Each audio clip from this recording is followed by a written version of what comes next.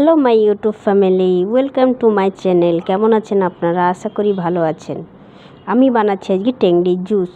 এখানে আমি টেংরিগুলোকে ভালো করে ধুয়ে নিয়েছি। তারপর এখানে নিয়েছি গাজর, বিনস, টমেটো, কাঁচা লঙ্কা, আদা রসুন পেস্ট আর দুটো পেঁয়াজ। আপনারা চাইলে পেঁপে বা লাউ খেলে আপনারা দিতে পারেন, আপনারা যা যা সবজি খাবেন। এখানে যেহেতু আমি পেঁপেটা খাবো না, তাই জন্য স্কিপ করেছি পেঁপেটা। এখানে নিয়ে নিয়েছি ছোটো ছোটো গোটা গোটা আলু। এরপর আমি টেংরিটাকে বসিয়ে নেবো। তার জন্য আমি প্রেসার কুকারে নিয়ে নিয়েছি 2 স্পুনের মতো সর্ষের তেল। তারপরে দিয়ে দিলাম পেঁয়াজগুলো। এরপরে দিয়ে দিলাম আদা রসুন পেস্টটা। এখানে বেশি মশলা দেবেন না, যত কম দেবেন তত ভালো। আমি এখানে দুটো ছোট ছোট সাইজের পেঁয়াজ নিয়েছিলাম আর 3-4 কোয়া রসুন আর একটুখানি আদা। তারপরে দিয়ে দিলাম টমেটোগুলো, কাঁচা লঙ্কাগুলো। এরপরে হালকা একটু কষিয়ে নিতে হবে। তারপরে দিয়ে দিলাম হালকা হলুদ, একটুখানি স্বাদ মতো নুন,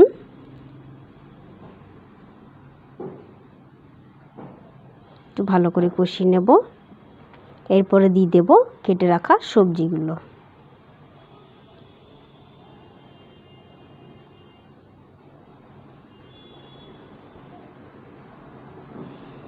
চলুন, এটা আমার ভালো করে কষানো হয়ে গেছে।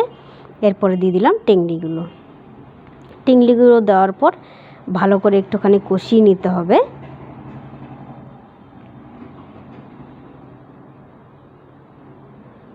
দেখুন, টেংরিগুলো আমার কষানো হয়ে গেছে। দিয়ে দিয়েছি আবার স্বাদ মতো নুন। এরপরে দিয়ে দিলাম গোলমরিচ গুঁড়ো। লঙ্কাটা আপনারা কম দেবেন, এখানে গোলমরিচের ঝালটা বেশি হলেই বেশি ভালো লাগে। তো আমার সব কিছু কষানো হয়ে গেছে। দেখুন, আমি একটু লাল লাল করে কষিয়ে নিয়েছি।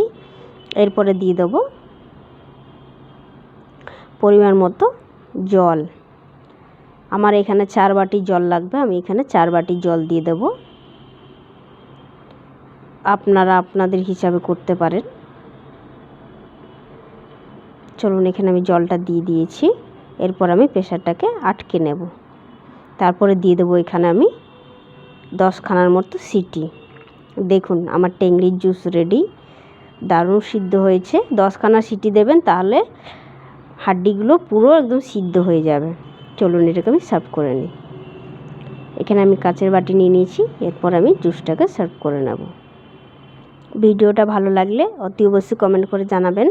আর ভিডিওটাকে লাইক করে দেবেন, শেয়ার করে দেবেন, সাবস্ক্রাইব করে দেবেন আমার চ্যানেলটাকে আগামী ভিডিও পাওয়ার জন্য। চলুন, স্যুপটাকে আমি সার্ভ করে নিয়েছি। এরপরে দিয়ে দিলাম মাখন।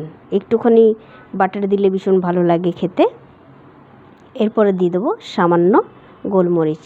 এর ফ্লেভারটা খুব সুন্দর উঠবে। একটুখানি গোলমরিচটা অতি অবশ্যই দেবেন। এটা শীতকালে খেলে ভীষণ ভালো, আপনারা খেয়ে দেখবেন।